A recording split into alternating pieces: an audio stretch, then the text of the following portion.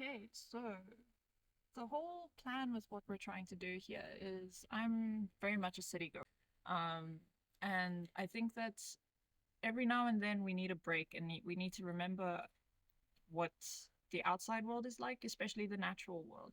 And coming here to the cabin really made like seeing some of the beautiful animals that we have here reminded me of a lot of the stuff that I was missing in the city. And with virtual meerkatting, I'm hoping to bring footage of the natural world to people in the city.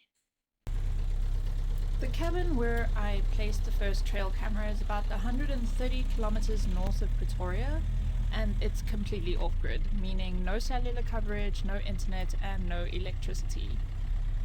The only way to get to the cabin is via 4x4, and Walter, the farm owner, was kind enough to lend me an old Land Rover. It's a 1977 model, much older than me, and a rugged piece of kit, but it can go anywhere.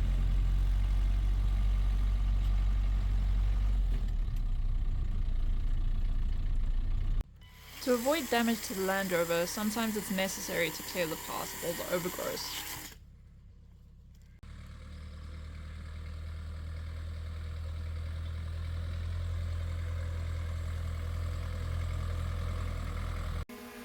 Okay, so what I've got here now is a little DJI drone that I want to use to catch footage of the area. Maybe get like a little bit of an aerial view of our little feeding ground and the cabin. So I don't know if you can see, but there's a sort of gap between all of these trees that I want to fly through just to give us a bit more elevation. There's too much tree cover here.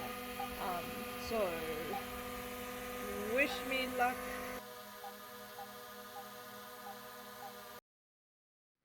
The view from the drone was so beautiful. I felt like I was a bird, following the little stream and looking for wild animals high above. My altitude was about 30 meters, slightly above the treetops, and cruising at a speed of 3 kilometers per hour. Coming back was a bit more tricky. I had to find the hole in the tree canopy that I'd flown through to get up and bring the drone back safely.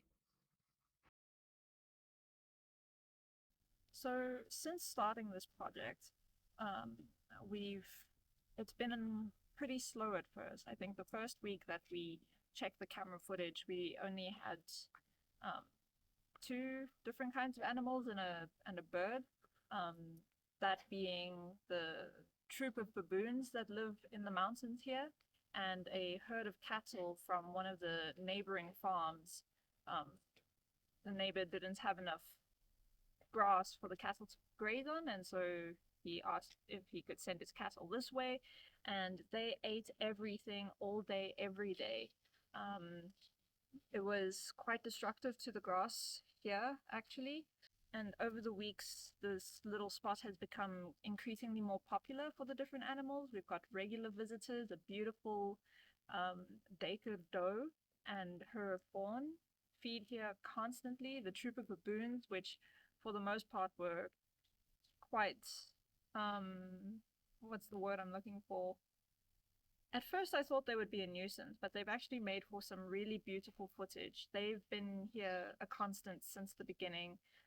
There have been times where we've had some animals feature once on the camera. We had a blue monkey that made a debut and then never came back. We've recently seen a klipspringer and a bosbok, which we're hoping will come back at some point as well. And so I think with the effort that we're putting in, that I'm putting in to put out the different kinds of animal feeds, we'll get some really interesting interactions.